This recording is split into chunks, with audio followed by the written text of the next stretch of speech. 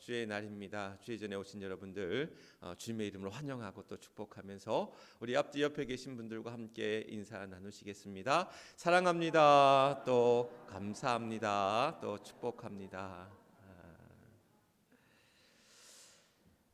한 60대 남성이 1년 만에 자신이 살던 아파트를 다시 찾게 됩니다. 그리고는 층간 소음으로 갈등을 빚던 두 집에 불을 지르게 됩니다. 농약 살포기에 기름을 담아 화형 방사기처럼 이제 그것을 사용해서 70대, 80대 할머니들이 살고 있던 두 집에 불을 지르게 됩니다. 그리고 두 할머니는 집에서 빠져나오지 못한 채 4층 창문에 매달려 있다가 떨어져서 중상을 입은, 그래서 지금 중환자실에 의식이 없는 채로 있습니다. 이 사람은 그렇게 범행을 저지르고 방화를 저지르고 스스로 이제 목숨을 끊게 됩니다. 정확한 사고 범행 원인은 조사해 봐야 더 알겠지만 추정 원인은 층간 소음으로 인해서 그 살던 임대 아파트에서 나오게 되면서 거기에 앙심을 품고 그러한 끔찍한 범행을 저질렀다라고 이제 기사에서는 밝히고 있습니다. 사고를 보면서, 사건을 보면서 우리 사회의 그 층간 소음의 그러한 심각한 그 갈등의 어떤 심각한 면들을 보여주고 있는 그러한 사건인과 동시에 또한 우리 사회의 그러한 강팍함, 또 우리 안에 있는 그러한 포악함, 또 우리 안에 있는 그러한 폭력성들을 보면서 타인에 대한 어떤 그러한 원망 또는 미움 또는 불신, 분노, 화, 이런 것들이 복수로 때로는 관계가 파괴되어지고 또 우리의 사회 질서가 또 무너지고 또한 공동체가 그런 무너지는 그러한 현상들을 또 지켜보게 됩니다. 우리 안에 있는 그런 마음들, 그런 분노 또한 미움, 원망 또는 그런 화, 때로는 복수, 저주의 그런 마음들이 우리 자신을 또한 그렇게 파괴시켜가는 것들이 아닌가, 그런 생각들을 가져보면서 좀 더 부드러워질 필요가 있겠다, 좀 더 온유해질 필요가 있겠다, 또 요즘 젊은이들이 쓰는 표현대로 한다면 좀 더 우리의 그런 강팍하고 굳어지고 또한 예민하고 때로는 또한 뾰족뾰족 서 있는 그런 날선 마음들이 좀 말랑말랑해질 필요가 있겠다라는 생각들을 가져봅니다. 우리에게 그런 마음들이 있다면 이것은 나를 위해서, 그러니까 다른 그러한 원망의 대상, 미움의 대상이 아닌 나를 위해서 나를 놓아줄 필요가 있겠다, 나를 자유하게 할 필요가 있겠다. 그래서 나를 옥죄고 나를 얽매이게 하고 나를 붙들고 있는 그 쓴뿌리, 그러한 쓴 나물로부터 우리가 제거해 버리는 그러한 일들이 필요하다라는 사실입니다. 오늘 주님께서, 부활하신 주님이 제자들을 다시 찾으셨습니다. 이 60대 남성은 그러한 자신의 그런 원망, 미움들을 그 복수의 마음으로 그 집을 다시 찾아갔다면 오늘 주님, 부활하신 주님은 왜 제자들에게 다시 찾아가셨을까? 너희들이 나를 지금 배반해? 나를 배신해? 나를 부인하고 나를 저주해? 이러한 제자들의 원망, 또한 제자들을 책망하기 위해서, 그들을 벌 주시기 위해서, 추궁하시기 위해서 주님이 제자들을 다시 찾으셨느냐? 그렇지 않다라는 거예요. 다시 제자들을 찾으신 주님은 다시 제자들을 주님의 제자로, 또한 주님의 증인으로, 부활의 증인들로 세우시기 위해서 그들을 다시 찾으셨다라는 사실입니다. 주님의 마음, 인간적인 마음으로는 3년을 동고동락하고 함께 또한 생활하고 또한 말씀 안에 제자 삼았던 이들이 주님을 배반하고 배신하고 저주하는 그러한 모습, 자신의 그러한 십자가의 그러한 극심한 고통 가운데 있는 그 순간 누구도 그와 함께하지 못했던 제자들을 향한 그러한 아쉬움들, 그 마음의 섭섭함들, 그러한 원망의 마음들도 분명 있을 터였지만, 그러나 주님은 그러한 마음들이 아닌 당신의 그러한 제자들 향한 마음, 제자들 다시금 제자로 세워주시고 또한 증인으로 세우시기 위한 그 마음으로 제자들을 찾아가셔서 또한 그들에게 사람을 낚는 어부가 되게 하리라 라고 하며 그를 처음 부르실 때의 모습처럼 주님이 제자들 처음 찾아가셔서 제자로 삼아주셨던 것처럼 부활의 주님이 다시 그들을 찾아가셔서 다시금 부활의 증인으로 주의 제자로 주의 증인으로 다시금 불러 세우신다라는 사실입니다. 오늘 제자들에게 다시 찾으신 그 은혜, 그 부활의 그 기쁨이 그 은혜가 또한 제자들에게 임했던 것처럼 또한 다시 찾아주신 그 은혜가 우리 안에 있기를 주님의 이름으로 간절히 축원합니다. 2주 전에 집에 있는 사택에 있는 거실등이 나간 거예요. 거실등이 나갔는데 이게 그냥 작은 등이 아니라 큰 거실등이어서 이걸 사다리를 놓고 또 다 떼내서 천장선을 연결해서 조금 시간도 필요하고 복잡해서 미뤘다가 그래 이제 또 고난주간 특별 새벽기도 기간이니까 좀 놔뒀다가 끝나고 해야 되겠다 싶어서 부활절 지나고 지난 월요일 아침에 이제 등을 사서 이렇게 교체를 했습니다. 이제 등 교체했다는 소식을 이제 부모님한테 전했더니 저희 어머니가 그런 것도 할 줄 아냐고 저한테 말씀하시더라고요. 그런 거는 전혀 할 줄 모르는 것처럼 여기셨나 봐요. 사실 서울에 있을 때는 교회 이제 관리 권사님, 사찰 권사님이 계시니까 그런 일 있으면 이제 부탁드려서 그냥 오셔서 이제 뚝딱뚝딱 하고 하셨는데 이제는 뭐 교회 작은 손볼 일들이 있으면 물론 제가 할 수 없고 우리 성도님들이 할 수 없는 일들은 다른 분들한테 전문가들한테 맡기고 이제 하지만 할 수 있는 일들은 하는. 그래서 웬만한 교회등은 다 제가 교체했고요. 그리고 이제 이번에 이제 바꾼 등은 좀 큰 등이었어요. 그래서 이제 큰 등을 다 떼서 이제 선을 연결해서 하는데 이게 전에 하던 거와는 다르게 조금 복잡한지 안 맞는 거예요. 불이 2개가 들어와야 되는데 하나만 들어오고 하나는 안 들어오는 거야. 그래서 2시간 동안 끙끙대다가 다시 그 조명 가게 그 등을 샀던 가게 연락해가지고 거기 기사님이랑 통화해서 이렇게 하시면 됩니다. 안 돼가지고 또 전화해서 어쨌든 2시간 끙끙대서 이제 드디어 이제 등을 달았어요. 불이 밝게 환하게 이제 나옵니다. 막내가 이제 학교를 다녀와서 이제 환히 밝아진 거실을 보더니 원래 이렇게 거실이 환했냐고 그러는 거예요. 그러니까 불편하게 이제 좀 어둡게 지내다가 너무 밝아지니까 적응이 안 됐는지 너무 밝아서 이렇게 환했는지 모르겠다라고 이제 그런 이야기를 하는 거죠. 등 하나 바꿨을 뿐인데 보여지는 게 달라지는 거예요. 느껴지는 게 달라지는 거예요. 다시 밝아진 그 세상, 그 거실 안에서 느껴진 그런 마음들.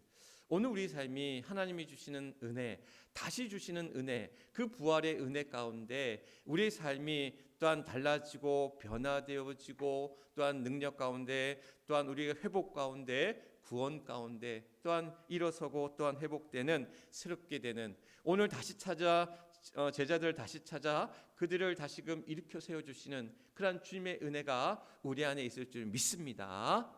사실 주님은 부활하신 후에 이제 십자가의 사명 또한 그 다시 부활하신 것으로 주님의 사명 끝난 것 같은데 이제 하늘 보좌로 올라가시면 그만인데 주님이 부활하시고는 40일을 머무시면서 제자들과 함께 하셨어요.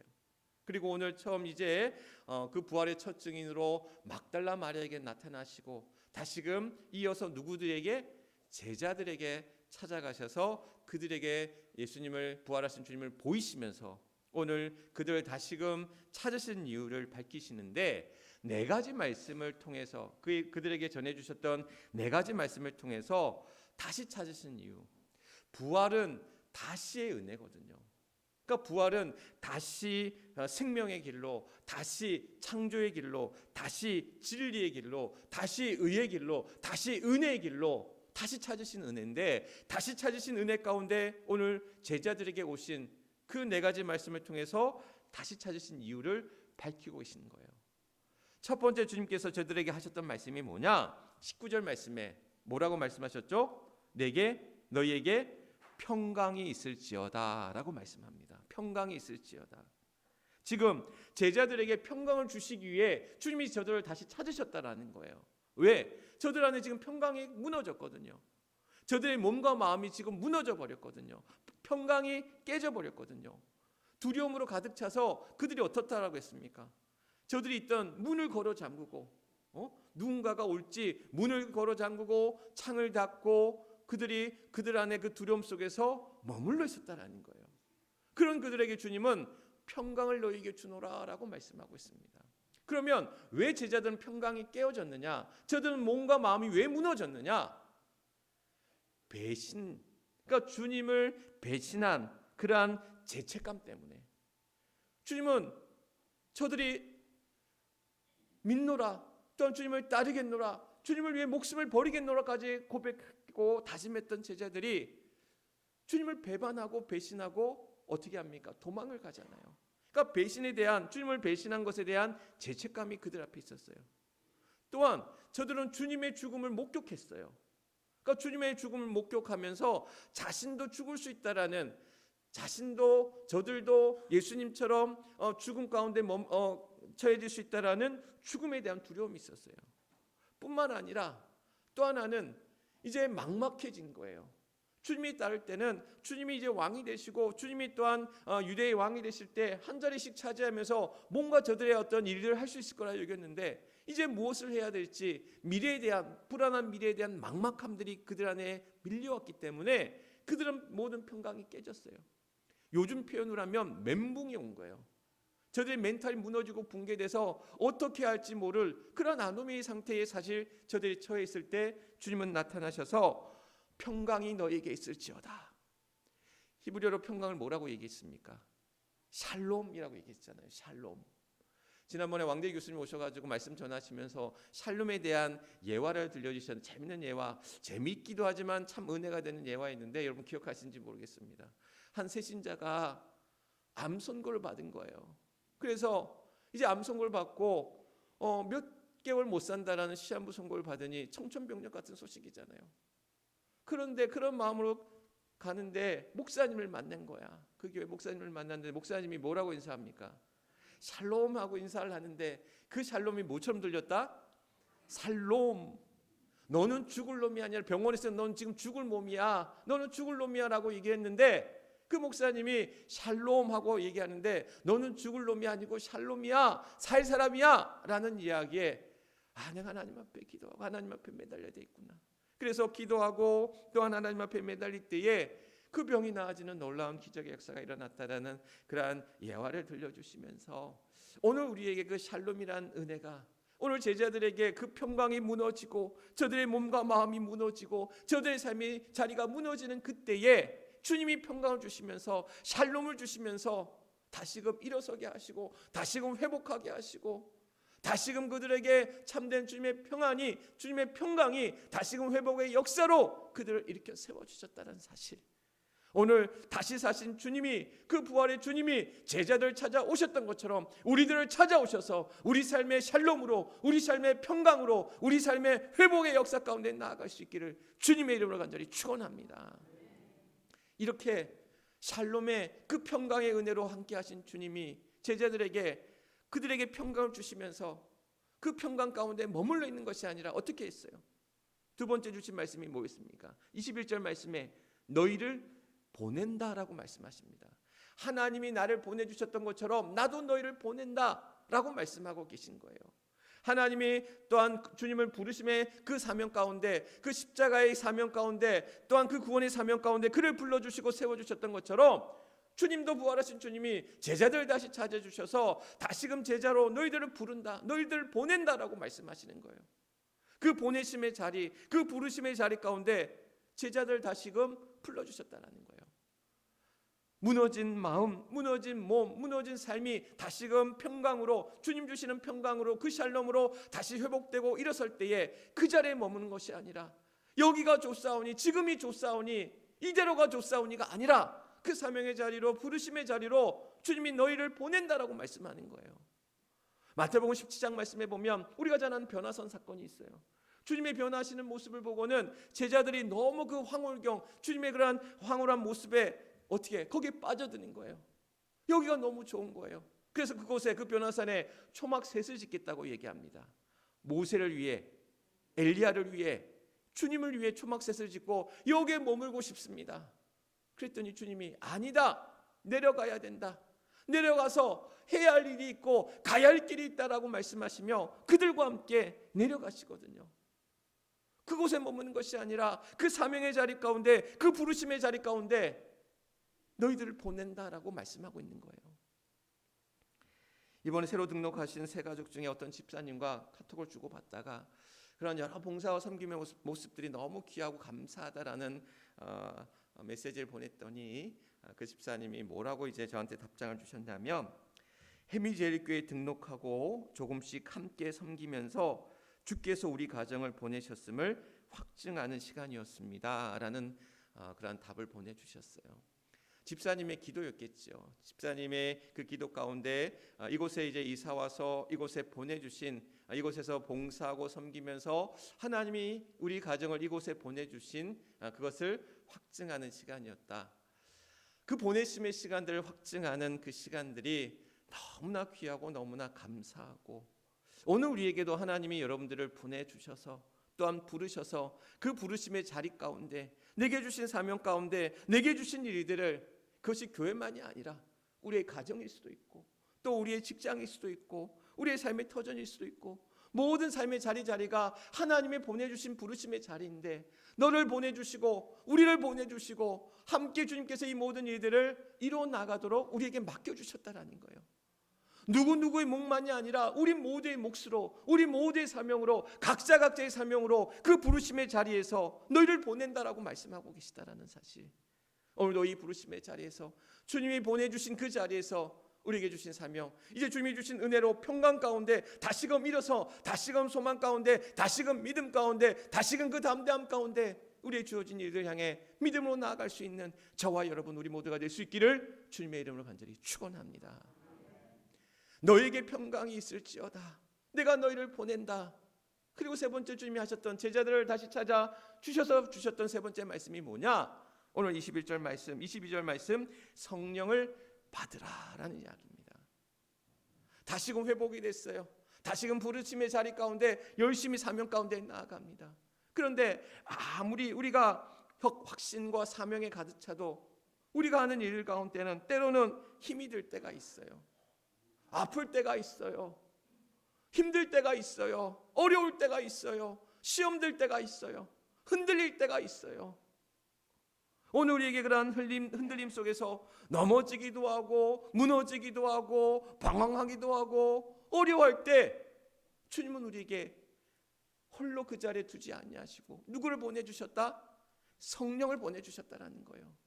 성령을 통해서 오늘 우리에게 나약해지고 또한 지쳐가고 힘들어하고 어찌할 바를 몰라 방황할 때 우리를 지탱하게 하시고 우리를 강하게 붙들어 주시고 우리의 가야 할 길을 또한 보여주실 때에 그 길을 향하여 또한 담대히 나아가도록 우리를 붙잡아 주시고 지탱해 주시고 강건케 견고하게 붙들어 주신 그 힘이 성령의 힘으로 우리에게 주셨다라는 사실. 흔히 집을 지을 때 기둥과 뭐가 있죠? 대들보가 있잖아요. 기둥과 대들보가 있잖아요. 그래서 이 기둥이 집을 세워가고 또한 이 대들보가 지붕의 어떤 하중을 지탱하면서 그 집을 든든하게 세워져 가는 거잖아요. 우리 인생의 주인이 주님이신데, 인생의 주인 되신 주님이 우리 인생의 집을 지어갈 때에 대들보와 기둥과도 같은 누구를? 성령을 보내주셔서 우리를 지탱하게 하고 우리를 버티게 하고 우리를 감당하게 하고 우리를 이기게 하시는 그 은혜로 우리의 인생의 집을 짓고 살아갈 수 있도록 우리를 이끄신다라는 거예요. 세상 사람들이 모래의 집을 짓고 바닥에 아무 데나 집을 짓고 쉽게 무너지는 집을 지을지라도 우리가 믿음의 반석에 굳게 세워진 그 집 위에 오늘 기둥과도 같은 대들보와도 같은 그 성령을 보내주셔서 홀로 지내는 삶이 아니라, 외롭게 지내는 삶이 아니라, 두렵게 지내는 삶이 아니라, 오늘 성령이 우리로 하여금 다시금 그 길 속에서 우리의 무너질 수도 있고 우리가 지칠 수도 있고 흔들릴 수 있는 마음들을 굳건히 잡아주셔서 또한 담대히 나아갈 수 있도록 이끌어주셔서 오늘도 그 성령을 통해서 우리의 삶 속에서 우리의 맡겨준 자리에서 믿음으로 담대히 그 은혜 가운데 그 능력 가운데 나아갈 수 있는 저와 여러분 우리 모두가 될 수 있기를 주님의 이름으로 간절히 축원합니다. 이렇게 주님은 우리에게, 제자들에게 다시 찾아오셔서 너희들에게 평강이 있을지어다, 내가 너희들을 하나님이 나를 보내신 것처럼 내가 너희를 그 부르심의 자리로 보내노라. 그런데 홀로 가는 것이 아니라 누구를? 성령을 통해서 성령을 그들에게 허락하여 주셔서 성령을 선물로 주셔서 오늘도 그들이 외롭게 가는 그 길이 아니라 두렵게 가는 그 길이 아니라 힘들게 가는 그 길이 아니라 성령께서 지탱하게 하시고 성령께서 이끌어 주시고 성령께서 단단히 견고히 붙잡아 주셔서 그 믿음의 길을 향해 나아가게 하신다는 거예요. 그러면서 네 번째 주신 말씀이 뭐냐? 23절 말씀에 죄를 사하여 주라라는 거예요. 죄를 사하여 주라. 오늘 22절 말씀에 보면 너희가 누구의 죄든지 사하면 사여질 것이요 누구의 죄든지 그대로 두면 그대로 있으리라 라고 말씀하고 있습니다. 저들의 죄를 사하여 주라라는 거예요. 너희가 사함을 받았던 것처럼 너희들도 저들의 죄를 사하여 주라라고 말씀하고 있습니다. 이것은 뭐냐? 신앙의 목적이 뭐냐? 신앙의 믿음의 목적이 뭐냐? 이것은 축복받는 게 목적이 아니에요. 신앙의 목적은 구원함에 있어요. 구원함에 있는데 그 신앙의 목적이 그 구원함이 회개를 통해서 그 구원함 가운데 이르게 된다는 거예요. 그러면 우리가 하나님 앞에 물질의 축복, 건강의 축복, 형통함의 축복, 가정의 축복, 그런 축복을 외치는데 이 축복은 내가 구원함의 삶을 살아가는 우리들에게 하나님이 부수적으로 주시는 것이라는 거예요. 내가 회개하고 그래서 주님이 공생을 시작하시면서 첫 번째 외쳤던 말씀이 뭐였습니까? 회개하라. 천국이 가까이 왔다. 바뀌어야 된다라는 거예요. 변화되어야 된다라는 거예요. 우리가 죄 사함을 받고 더 이상 죄의 길이 아닌 죽음의 길이 아닌 생명의 길로 의의 길로 나아가야 되는데 오늘도 우리가 회개함으로 나아가 또한 그 죄 사함을 통해서 무엇을 받으라? 구원을 받으라라는 거예요. 오늘 이 죄 사함의 이야기는 우리에게 회개가 필요하고 우리에게 구원이 필요함을 이야기하고 있습니다. 이 이야기는 또한 너희들이 재판관이 돼서 너희들이 정죄하고 너희들이 잘잘못을 가리는 것이 아니라 주님의 이름으로 주의 십자가의 능력으로 그 보혈의 힘으로 그들이 죄사함을 받았음을 선포하라라는 거예요. 그래서 더 이상 죄의 길이 아닌 죽음의 길이 아닌 생명의 길로 의의 길로 진리의 길로 나아가도록 그를 이끌으라고 말씀하고 있는 거예요. 주의 죄사함을 선포하라. 주님의 죄사함으로 말미암아 너희들이 구원받았음을 선포하라. 복음을 선포하라는 이야기예요. 오늘 우리에게 주님께서 다시 오셔서 다시 그 부활의 은혜와 능력으로 우리에게 평강을 주시고 회복함의 은혜를 주시고 또한 우리에게 또한 보내심의 자리에서 그 부르심의 자리에서 성령의 인도하심 가운데 나아갈 때에 우리는 주의 복음을 전파하며 주의 이름을 선포하며 주의 제사함을 선포하며 또한 그 안에서 우리의 가야 할 길을 찾아가야 한다는 사실. 무너진 제자들에게 찾아오셨습니다. 우리의 삶은 때론 오늘 권사님도 기도하셨지만 우리의 상황이 우리의 나라가 우리의 형편이 너무나 어렵고 힘들고 이번 주에 보니까 교우들 가운데 가족 가운데 소천하신 분이 2가정이 계시더라고요. 그래서 이제 장례를 이제 치른다라고 이제 연락들을 주셨어요. 얼마나 그 마음 가운데 무거움이 있고 슬픔이 있고 또한 아쉬움이 있고 안타까움이 있고 애통함이 있고 또한 우리 안에 그러한 죽음 앞에 또한 서는 그러한 두려움이 있고 또 우리 모두에게 이 삶의 많은 문제와 어려움 앞에 또한 처해져 있을 때 그래서 그런 이야기가 있더라고요. 힘이 들어야 힘이 생긴다라는 이야기가 있더라고요. 많이 힘드시죠? 많이 아프시죠? 많이 어려우시죠? 그런데 힘이 들 때 우리 안에 이길 힘이 생기고 또한 버틸 그 힘이 난다라는 사실. 오늘 우리에게 힘이 들고 어렵고 아프고 괴로운 우리들의 삶 가운데 주님은 다시 찾아오셔서 오늘도 우리에게 참된 평강을 주시고 또한 그 보내심의 자리에서 우리와 함께하는 성령의 은혜로 말미암아 우리에게 복음 가운데 나아가는 귀한 자들로 주의 증인된 자들로 주의 제자된 자들로 주의 사명의 길 가운데 나아가도록 우리를 다시 찾으셨다라는 사실. 오늘 주님이 제자를 다시 찾으셨던 것처럼 또한 우리를 다시 찾아주셔서 그 부활의 능력으로 부활의 소망으로 부활의 은혜 가운데 또한 나아가는 우리 모두에게 주님의 은혜가 함께 하실 줄 믿습니다. 그 은혜로 또한 우리가 그 믿음의 길 가운데 나아가는 귀한 복음의 열매를 맺고 살아갈 수 있는 주의 증인된 자로 주의 제자된 자로 살아가기에 부족함이 없는 우리 모든 사랑하는 우리 해미제교회 모든 주의 성도들 되시기를 주님의 이름으로 간절히 축원합니다. 우리 함께 기도하기를 원합니다. 결단 기도합니다. 우리 삶에 주님의 평강이 임하게 하소서. 보내심의 자리에서 사명의 길을 온전히 가게 하소서. 성령의 충만함으로 제자의 길을 가게 하소서. 우리 주여 크게 한번 외치시고 뜨겁게 우리 결단 기도 가운데 나아가도록 합니다. 함께 기도합니다. 주여,